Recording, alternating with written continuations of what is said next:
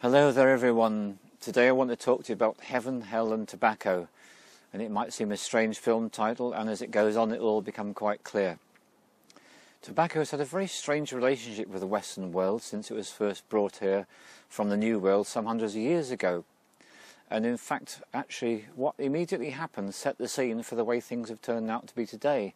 Because once tobacco was brought over to Europe from the Americas, there were people that started writing about it quite furiously with great passion and opinion. And there are people that wrote about tobacco in the Middle Ages, and they were saying, it's wonderful, it's really great, it's such a wonderfully useful plant, great properties. And equally there were people writing about how it was evil, terrible, and the worst thing to come from exploring into the New World. So the original controversy was set up, and we still have that situation going on today. And now here we are in 2013, and in this country where I live, tobacco is pretty much demonized, or rather those people that smoke it. And it's reaching the situation where people are often being treated as pariahs that continue to do so. And it's rather ironic when you look back into history. To me, the most opposite time from what we're going through now is World War II. In World War II, pretty much everyone smoked tobacco. And I know if you were in the armed forces, it was provided as a free supply for your needs as a soldier. And that's something worth just thinking about for a moment. And there's a reason for this, because in World War II, what we had is we had people dying everywhere. And that meant that lots and lots of negative energies were being released in all the countries where fighting was taking place. And so there was what I would call an unconscious knowing on the part of those in authority and those that were doing the foot soldiering, because it was regarded to be something that was essential tobacco supplies at that particular time. Now here we are in a time of peace, and it's becoming more and more difficult to find a place where it's acceptable to smoke, and people even having it legislated if they rent themselves a home they're not allowed to smoke in it. So the climate has changed so much. So I'm going to the time that the research was done about 50 years ago now, and the tobacco that was being researched was the sort that was particularly popular in America, and it was absolutely full of additives, and it was cured with an excessively large amount of sugar. So my first observation is that the demonization of tobacco is based on research which was done about 50 years ago. That's the first thing. And the second thing is that the tobacco that was used was full of additives. Now you can still buy tobacco today which is full of additives, only the climate has changed. It's really ironic, this is the situation, that at a time that tobacco has never been so demonized as it is now, it's possible to get a wide variety of tobaccos. You can get additive-free tobacco, and certainly in some countries, particularly Spain, Holland and America, you can actually get organically grown tobaccos. So it's a funny paradox that's going on here. So here's the first of my observations. The research that was done on tobacco was done on people who were smoking at least one packet, maybe 2 packets a day, 20 to 40 cigarettes a day. And what they were smoking was full of toxic additives which were actually put into tobacco in the manufacturing process. That's the first thing. And the second thing is that the people that were smoking tobacco at that time had no concept that the tobacco was a plant, therefore a plant spirit, and therefore worthy of respect. So all the research is done on people who had no respect for the plant, and they were smoking a very poisoned plant. So to me that puts all the research into question. So that brings us up to the present day situation. I was recently at a conference in London, and it really struck me that the majority of the people in that conference are smokers and very much enjoy smoking, but here's the rub. The rub is the fact that people are being conditioned to think that there is something really harmful about smoking, even if they do so. And this is where we come into the heaven and the hell part of it. So if I pick up this tobacco, you can even see it at a really long distance. There are 2 words on the bottom of the packet, and they have to be in there by law in Europe, and it simply says smoking kills. So my understanding of this is what they've done is they've actually put a curse onto the packet, and this is affecting people subliminally if they don't have any conscious awareness. And so for some people, smoking tobacco is something that, in my opinion, they need to urgently give up. And the reason why is because a lot of people have got a very negative attitude towards tobacco. And this is where I lead into the heaven and hell argument, because my point is this: if you take something into your body which you regard to be very harmful for yourself, this is inevitably going to set up negative consequences in your body. And then came my training. And so I will introduce you to this book, which is called Plant Spirit Shamanism. Now, this book was written by my teacher and a good friend of his, Ross Heaven, and they together put together this book, and the subject of the matter is all to do with plants having a spirit of their own. And it's a very hard concept to get across, because it means to say that if I pick up a packet which contains some dried plant material, the idea is this is not simply inert dead material. This is a spirit, and it's got consciousness, it's alive. And in fact, this particular tobacco comes from the Amazon, and it's called mapacho. So this is where the subject starts to unravel and start to get much more interesting from my perspective. So on my training, there were 3 people on the training whose jobs were working for the NHS to persuade people to quit. At the conference I was at most recently, called Breaking Convention, one of the people in the audience made an impassioned short speech to the effect that she is aware that people who are being invited strongly to give up tobacco on the NHS are being given chemical drugs which actually cause severe depression.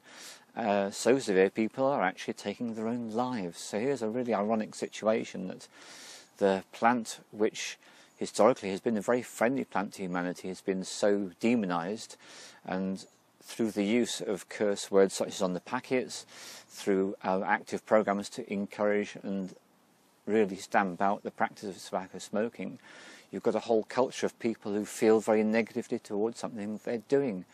So this is where my teacher came in. He said nothing for the first year of the course, but somewhere along the second year, someone must have made some remark, and he thought, right, okay, I'm going to bring this subject up and deal with it. So his point is as follows. He spent a lot of time in Peru and spent a lot of time with the shamans over there, and he noticed that they smoked prodigious amounts of tobacco. And the kind of tobacco they were smoking was in fact this one, which is the Amazonian tobacco mapacho. And the way they smoke it is as follows. They make themselves a large cigarette. Now, that's an American cigarette, to give you an example of scale. And this is an Amazonian cigarette, and they would actually smoke huge numbers of these, and they were not showing any of the signs of ill health, which is common in the West. Now, the thing I'm aware of straight away is, of course, there are no warning words on the tobacco that they smoke, so their society is not filling them with negative imagery of the particular plant that they're associating with. And in fact, even if it did, it wouldn't really touch these people, because they're so sure of themselves and so strong in their beliefs and attitudes. So this tobacco has got all sorts of interesting properties. And the first thing I want to explain to you is, if I contrast it with this tobacco, this one has got 18 times as much nicotine as this one. Now that would cause all the health conscious people to think, oh my goodness me, therefore this must be 18 times worse. But here's the rub. This doesn't contain any additives at all. There are no toxins put in this to actually poison the individual who smokes it. This is a substance which is really pure. It's just a plant wrapped up in white paper. So what I'd like to do now is to take you into the rabbit hole of the Peruvian and the Caribbean world. And what Ross and Howard have done in their book is they've actually written a herbal. They've taken a lot of different psychoactive and herbally active plants in the Caribbean and Peru and come up with information which is useful for us to understand. So I'm going to take a moment now, dive into the book and read you the relevant sections. So for example, if you are a practicing shaman in the Caribbean, then you would call the plant tabac, and its scientific name is Nicotiana tabacum. And it's got a load of medicinal uses, surprising how many there are actually. It's good for eye diseases. You bathe it in a very light tobacco wash. It's good for strokes and neuralgia, and you wash the affected areas in water containing tobacco. It's good against body toxins. You use it in a bath. Can you imagine, in this part of the world? It's good for earache. You blow smoke into the ear.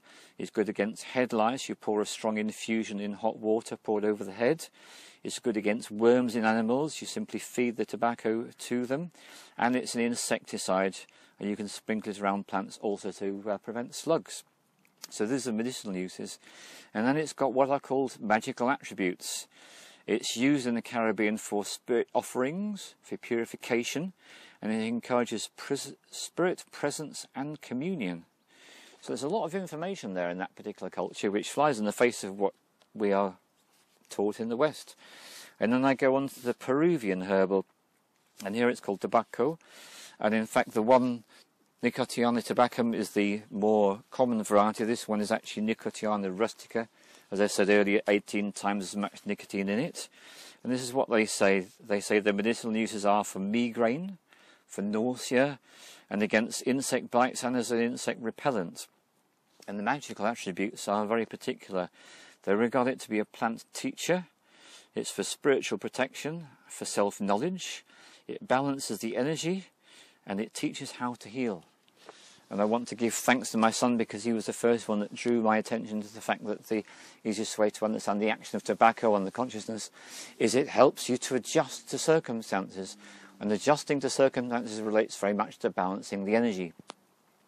In both of the herbals, you notice it refers to protection. That seems to be a very important property. And I link back to times of great stress when people do tend to smoke a lot because they are actually protecting themselves from negative energies and such like. So it appears that tobacco does have a great deal of uses. I recently met someone at the conference who had a most unusual experience. He'd been out in the Amazon and the shaman had taken the tobacco and he'd ground it into a powder, and the person had inhaled a small amount very sharply into the nostril. And what happened, within about 1 to 2 seconds, the person's consciousness left their body completely, and he had what we would call an out-of-body experience. So that shows you what a very, very strong tobacco can actually do to the person. The other thing is that in that part of the world, in the Amazon, it's used particularly for healing. And here's a nice little link, because it turns out in shamanic lore that the mother of tobacco, in other words, tobacco's grandmother, is the plant spirit known as ayahuasca, which is known as the all-healing plant from the Amazon. So it's regarded to be the grandson of that very powerful healer. And there are a lot of shamans in the Amazon that don't use the ayahuasca for their healing. They use tobacco instead. And what they do is they smoke the tobacco, they use the altered state of consciousness they're in to do journeying work for the client, and they do the healing work under the influence of the tobacco. So here we are in the West being taught that it's a really good idea to give up our smoking habit, and yet it seems there are parts of the world where it's regarded to be a powerful healer. And then there's the fact that it's just in the recent years that it's become more and more unacceptable to smoke. And so one of the things I'm aware of is that we're living in a society where there is more interference in the individual's life than ever before, with surveillance cameras and such like. And one of the things I'm aware of is if there ever would be a hidden agenda with all this, it would be that it's convenient to those in power to keep people more docile, more easily led, and more manipulated. And one thing we're all aware of is that adverts have a very strong power to manipulate people and to influence them.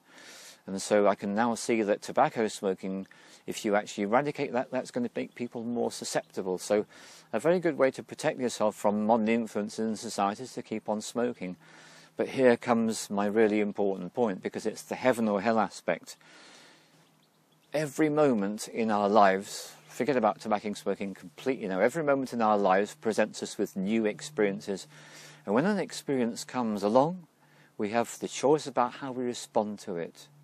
And the choice we have effectively to step into hell or step into heaven. And this can be, you have a conversation with someone, you meet someone, something happens in the street, it can be anything.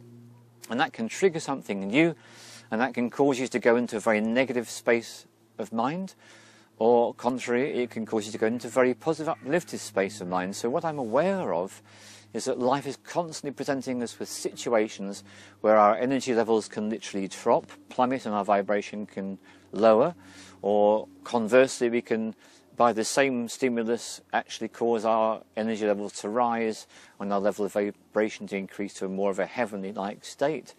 So that's why I've decided to use tobacco, just to show you as an example. So getting back to the should I or shouldn't I go to an example like a modern brand. Now this modern American brand is definitely going to be containing the additives which were put in, which produced all those negative results from the medical researchers.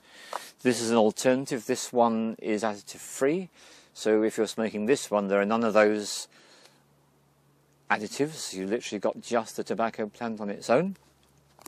This is the one that's available in England. It's my favourite. There are others around. There's Pueblo, there's Crossroads, there's a variety of different ones that you can get, but the thing that they've all got in common is they're all additive free. And I personally have found that after 2 weeks of working with additive free, I just don't feel I want to go back to the other sorts. I feel really good about this.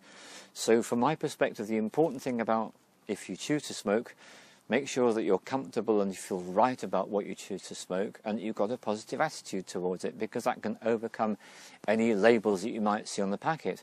However, if you are a person that's very influenced by subliminal advertising and you find yourself in a very negative state of mind every time you're smoking, that really is a very good indication you'd be much better to give up. So that's something you want to really work out for yourself. And I want to bring in the subject of e-cigarettes, because I've fortunately had a few conversations with people who use these devices. And the first thing is, it's not smoking, it's vaporization, so that should be more healthful, easier for the throat.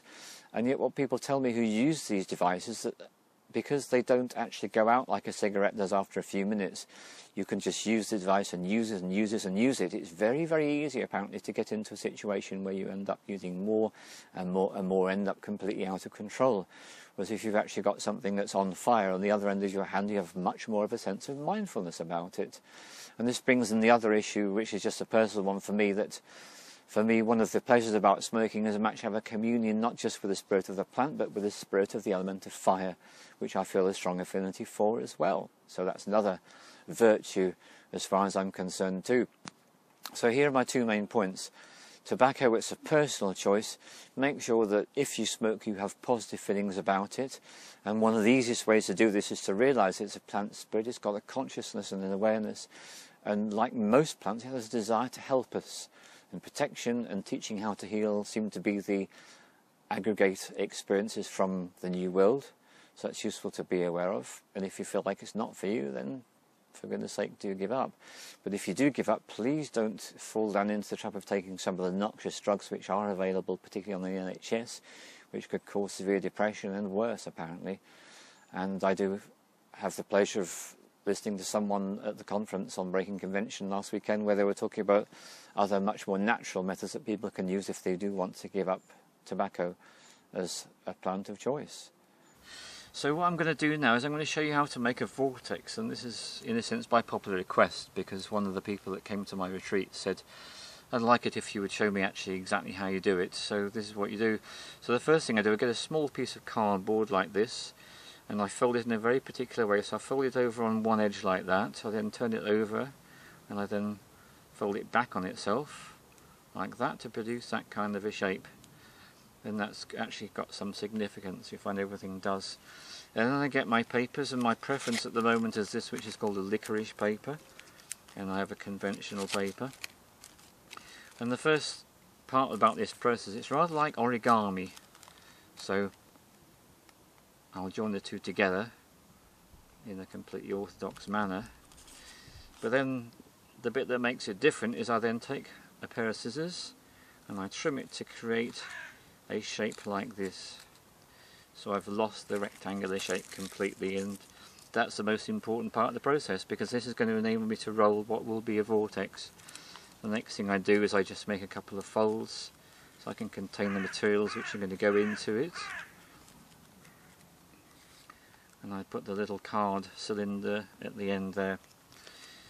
And the next thing that's going to happen is I'm going to put in what is definitely my all-time favourite tobacco, the American Spirit, completely additive free. So I'm going to put this in, and I want to add it in such a way that there is more in the wide end and less in the tapered end.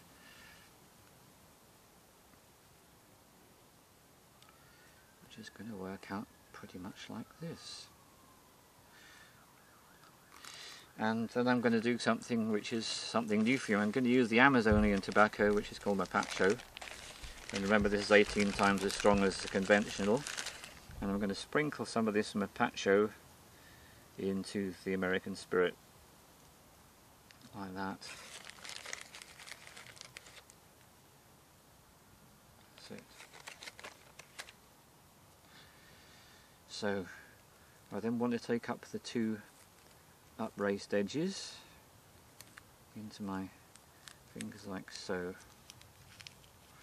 and then the classic backwards and forwards motion takes place, but I've still got more at the open end and less at the closed end, like that. So then folding it down with my fingers and moving it along like that, that leaves me with one edge with which to glue, and then I just fold it over, and so that creates what I would call a cone shape, and it's this shape that is giving it its special properties. Just wait for that bloody fire. Right, yeah, it was a bit I'll mute that out. strident.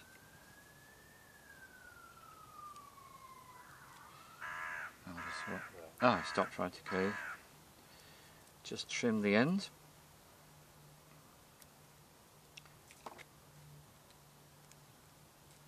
And so there is a vortex shape. So there's two things about this. Because it's a vortex shape, when the person inhales, what happens is that rather than the smoke travelling straight in as it would do with the cinder, it actually has to travel in a spiral vortex shape in. So that means that you are actually charging the experience with vortex energy, and the fact that the card is rolled in that little S shape also puts an extra little boost into the process. And what I discovered is that, because this is the only way I smoke, so I have no way of evaluating it, but when I've given these to other people to try, they notice that the experience is very different and they regard it to be very favourable. So I thought I'd share this as an alternative way of producing a smoke. So that's what we call the vortex, and that's applying vortex technology into the practical third dimensional world. So thank you very much.